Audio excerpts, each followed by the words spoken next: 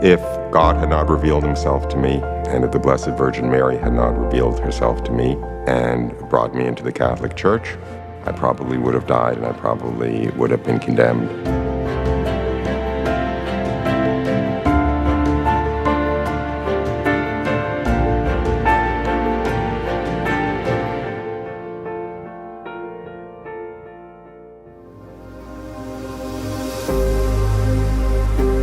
I was born and raised Jewish, very Jewish family, very Jewish world, very Jewish education, all the way until university. I went to Massachusetts Institute of Technology, which is a scientific technical university, and I lost my belief in God there. I lost my faith. I became essentially atheist. I went on to Harvard Business School and was obviously pursuing a fairly worldly career and worldly perspective. And after I got my degree from Harvard Business School, I was invited back to join the faculty, so I found myself as a professor of marketing at Harvard Business School at the age of 29. And although it may sound rather surprising, that's actually when the bottom fell out of my world. Because ever since I had been a small child, I knew there has to be a real meaning and purpose to life, and expected to come into the real meaning and purpose of life at some point when I got older. As a matter of fact, as a child, I thought it would come at my bar mitzvah, which is like the Catholic confirmation when the child is 13 and enters into a personal relationship with God. I thought I would enter into a personal relationship with God. When that didn't happen, it was actually one of the saddest days of my life, but then I got distracted with worldly life, so to speak, high school and university and Harvard Business School and so forth. But I always thought there was something out there that would give my life real meaning. Then I thought it would be when I began my career. But I was already more successful in a worldly career than I had ever anticipated being a professor at Harvard. But there was still no meaning or purpose to life. And therefore, I fell into the darkest despair of my life at that point.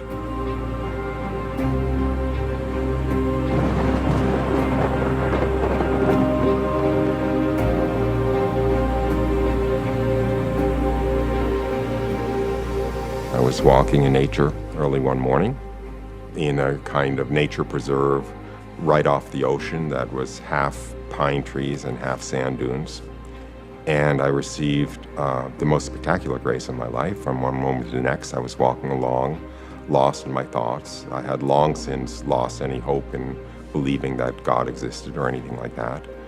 When from one moment to the next, the curtain between earth and heaven disappeared, and I found myself in the presence of God, very knowingly in the presence of God, and seeing my life as though I had died and was looking back over my life in the presence of God.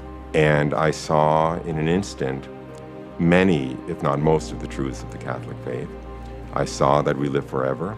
I saw that every action has a moral content that's recorded for all eternity, that everything that had ever happened to me had been the most perfect thing that could have been arranged, coming from the hands of an all-knowing, all-loving God, not only including those things that had caused the most suffering at the time, that I had thought of as the greatest disasters, but especially the things that had caused the most suffering at the time. And I saw that my two greatest regrets after I died would be, number one, all of the time and energy I had wasted worrying about not being loved, when every moment of my existence I was held in an ocean of love greater than I ever imagined could exist, coming from this all-knowing, all-loving God. And the other great regret would be every hour I had wasted doing nothing of value in the eyes of heaven. I saw that here I had been so worried about life having no meaning, when in fact it has an infinite depth of meaning, because every moment contains the possibility of doing something of value in the eyes of heaven. And every time we take advantage of that opportunity, we will very truly be rewarded for it for all eternity. And every opportunity we let slip and don't take advantage of will be a lost opportunity for all eternity.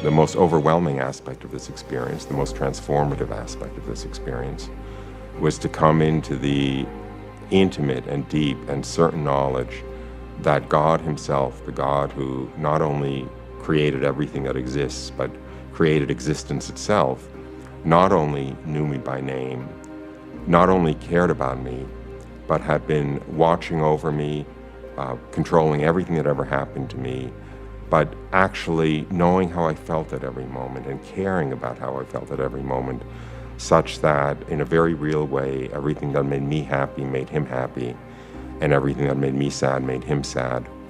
And coming into the knowledge of this was really the most revolutionary, transformative aspect of this experience. I, of course, knew that the meaning and purpose of my life was to worship and serve my Lord and God and Master, who is revealing himself to me. But I didn't know his name, and I couldn't think of this as the God of the Old Testament. I couldn't think of this religion as Judaism. The picture of God that emerges from the Old Testament is certainly a picture of a God far more distant and severe and removed from ordinary mankind than this God was. So I knew this was my Lord and God and my Master. I knew I wanted nothing but to serve him and worship him properly, and I didn't know what religion to follow to do so.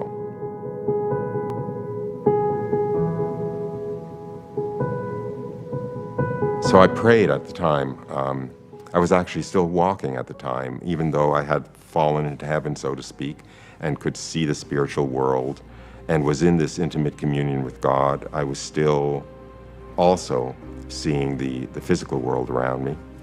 The physical world had become as though transparent, and I could see through it into the spiritual world. Anyway, as I was walking, I prayed to know the name of my Lord and God and Master, who is revealing himself to me, so I would know what religion to follow. And I prayed as I was walking along, let me know your name.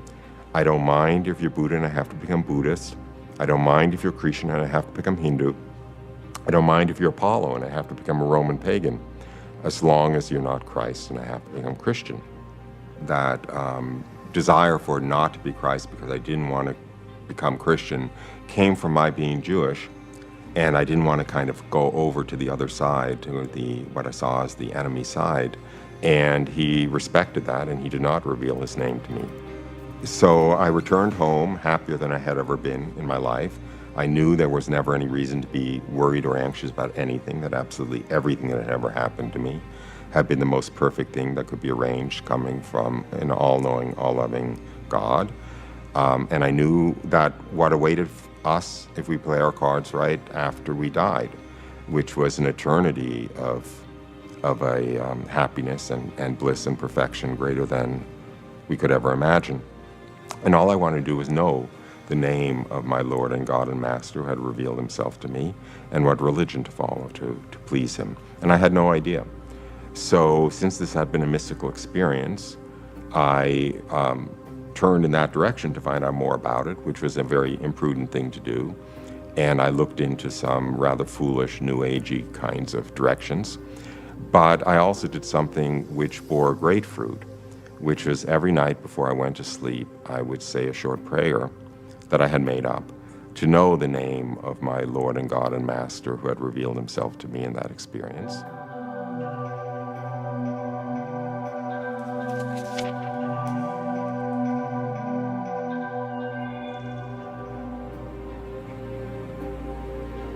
The year to the day after that first experience, I went to sleep after having said that prayer, and also after having said a prayer of thanksgiving for what had happened exactly a year earlier, which is how I know that it was exactly a year. I went to sleep, and I thought I was awoken by a hand gently on my shoulder, and led to a room and left alone with the most beautiful young woman I could ever imagine. And I knew without being told that it was the Blessed Virgin Mary. And when I found myself in her presence, all I wanted to do was honor her appropriately. In fact, the first thought that crossed my mind was, oh my goodness, I wish I at least knew the Hail Mary. But I didn't. The first thing she said to me was she offered to answer any questions I might have for her. Well, my first thought was that I kind of wanted to ask her to teach me the Hail Mary so I could honor her appropriately. But I was too proud to admit that I didn't know it. So as a kind of indirect way of getting her to teach me the Hail Mary, I asked her what her favorite prayer to her was. She was a bit coy. Her first response was, "I love all prayers," to me. But I was a bit pushy, and I said, "But you must love some prayers more than others." And she recited a prayer. Now, she recited it in Portuguese, and I didn't know any Portuguese, so all I could do was try to remember the first few syllables phonetically, and the next morning, as soon as I woke up, I wrote them down phonetically. And later, after speaking to a Portuguese Catholic woman and asking her to recite all of the prayers to Mary in Portuguese, I identified the prayer as, "O Mary, conceived without sin, pray for us who have recourse to thee."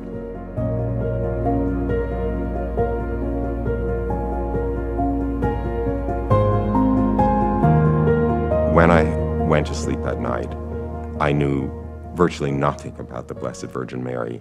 All I knew was from Christmas carols, mostly from Silent Night, and from having seen Christmas creches sometimes in public places. I had never touched, much less opened, a New Testament. I knew none of what she revealed to me in this experience. The other thing that I want to say is, although she was perfectly beautiful to look at, indescribably beautiful, even more profoundly affecting was the beauty of her voice, which was composed, the only way I can describe it, is it was composed of that which makes music music. And when she spoke, and when the beauty of her voice flowed through me, carrying with it her love, it lifted me up into a state of ecstasy greater than I ever imagined could exist.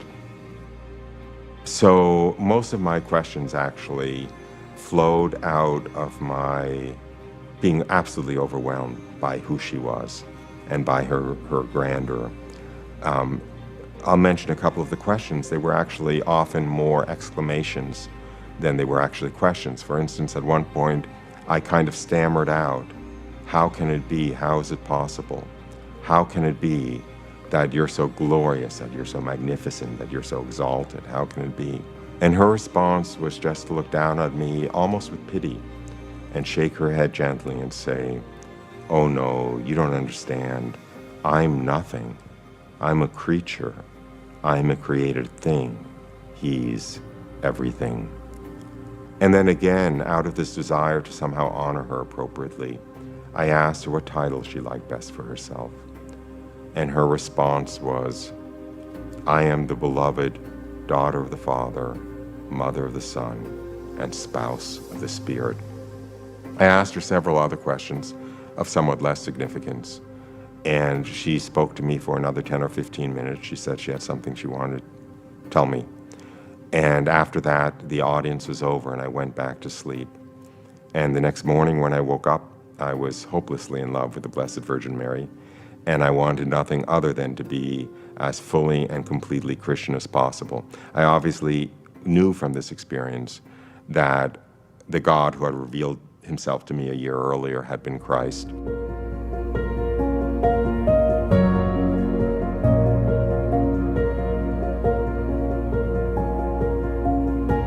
The first experience, I was still walking. I was completely awake, completely conscious. The second experience, the experience of the Blessed Virgin Mary, I thought I was awake at the time, and my memory represents it as though I had been awake. And I remember it with an absolute word-for-word clarity. I actually even remember thinking about other questions to ask that I had decided not to ask, and so forth. However, I now understand, although I didn't at the time, that if there had been a camera in the room, it would have shown me asleep in bed throughout that experience. When I woke up, I knew I wanted to be as fully and completely a Christian as possible. I literally did not know the difference between Protestantism and the Catholic Church. And there wasn't much I could do other than open a local phone book and start going to a local Protestant church. But as soon as I got to know the pastor a little bit, I shyly asked him about the Blessed Virgin Mary. And when he answered without the respect that I knew that she deserved, I knew this is no place for me. In fact, during that experience of her, I actually saw, this is difficult to describe, but I saw how all of the grace, all of the gifts that flow from divinity into humanity flow through the Blessed Virgin Mary. I saw her as a kind of pipeline or conduit connecting divinity to humanity, through which all of God's graces and gifts flowed. In fact, going back to that experience, it was very difficult for me to understand that the Blessed Virgin Mary was entirely and completely human and no more than human because of her unique connection, let's say, to the divinity.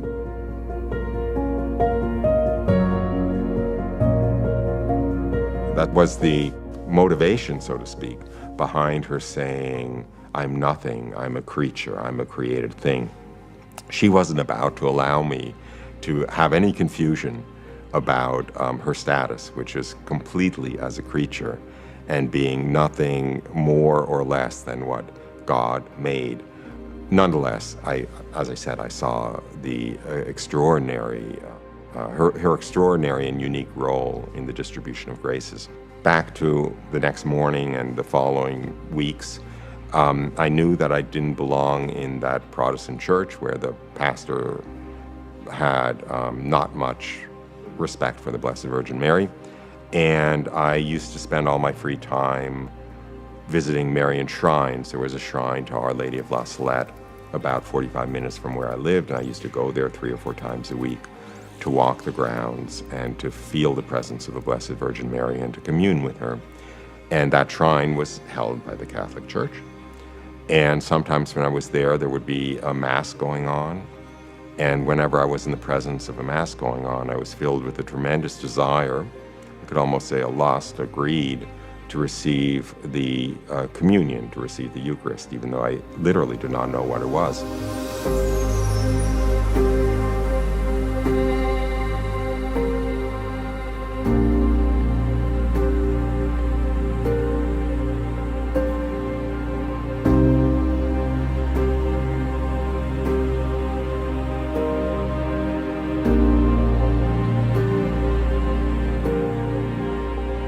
Those two things led me, without much of a detour, into the Catholic Church, essentially knowing who the Blessed Virgin Mary is and having a tremendous love and devotion to her, and also wanting to receive communion daily if possible. By entering the Catholic Church, I not only didn't stop being Jewish, but the only way I can understand it is that I became more Jewish than ever, because I became a Jew who was following the Jewish Messiah, rather than a Jew who refused essentially to follow the Jewish Messiah and was stuck in pre-Messianic Judaism. In fact, my understanding of the relationship is that the Catholic Church is post-Messianic Judaism, and that Judaism is pre-Messianic Catholicism, that they're one and the same plan for salvation. I must admit, I did not accept all of Catholic dogma. I held on to a lot of beliefs that I had had prior to these experiences, and I'm a bit ashamed to say that it was actually only probably about a year and a half after I had entered the Catholic Church and been baptized that I finally realized that everything the Catholic Church taught is certainly true. In other words, everything in Catholic dogma was in fact true.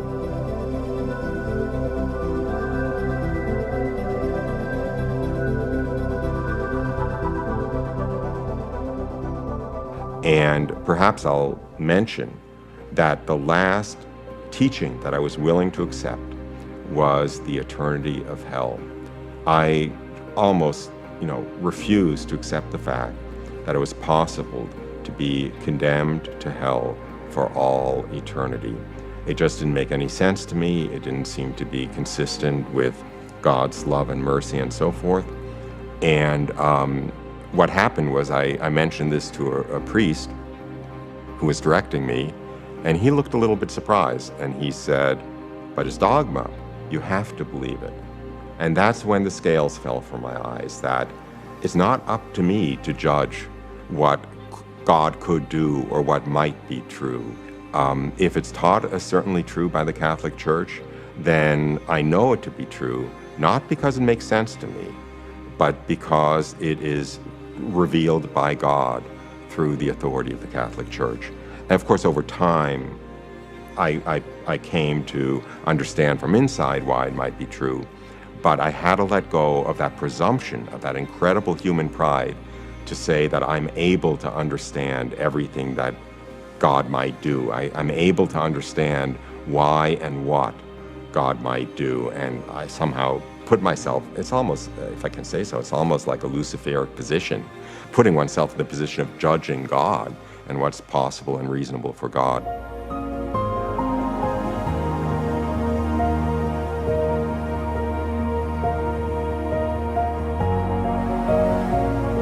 And I am infinitely grateful that I received these experiences and was brought into the fullness of the truth, into a personal relationship with God, into knowing everything I wished to know as I was a child growing up, and of, without being presumptuous, a reasonable hope of an eternity of bliss and love in the presence of God.